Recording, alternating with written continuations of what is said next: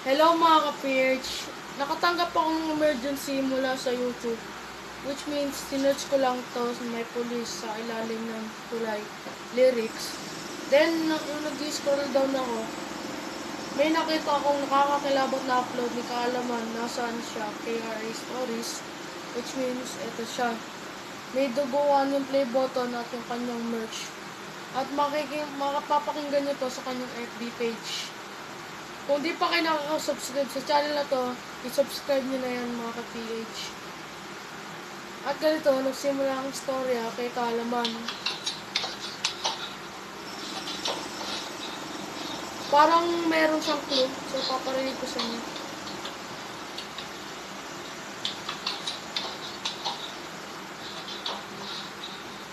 $641 yung mga nakapanood mga ka-PH.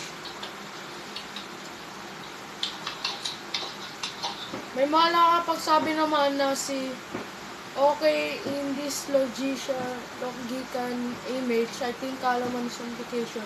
And about sa audio naman, I think is lonely or indifferent.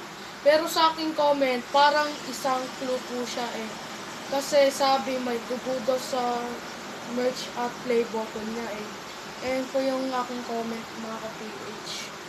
Laking taka namin to ng pinsan ko kasi tinanong ko din si Justin, yung pinsan kong streamer. Sabi niya ngayon daw to. Akala ko sa lantong joke ni Kaalaman. At ito daw, ibig sabihin daw niya, may mga meaning na code name na mapapanood niyo po kay ANBT. At panoorin po natin to kay ANBT. Papanood ko po sa inyo mga PH. Ito, mga tropa, no? Kani-kani. Idudulo na natin para makita niyo yung code name.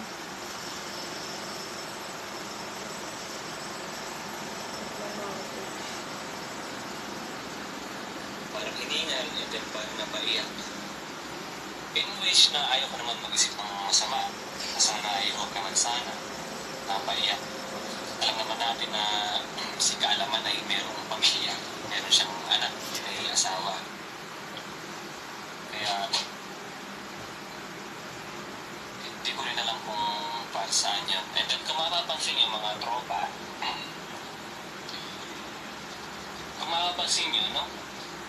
Bakit ito yung ginamit niya? Bakit yan? Bakit?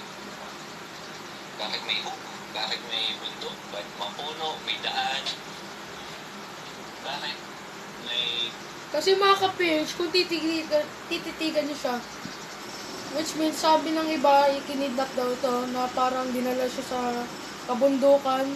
Pero ang laking taka ko dito, it's bakit may bangka mismo, may parang barko na nila naglalayab.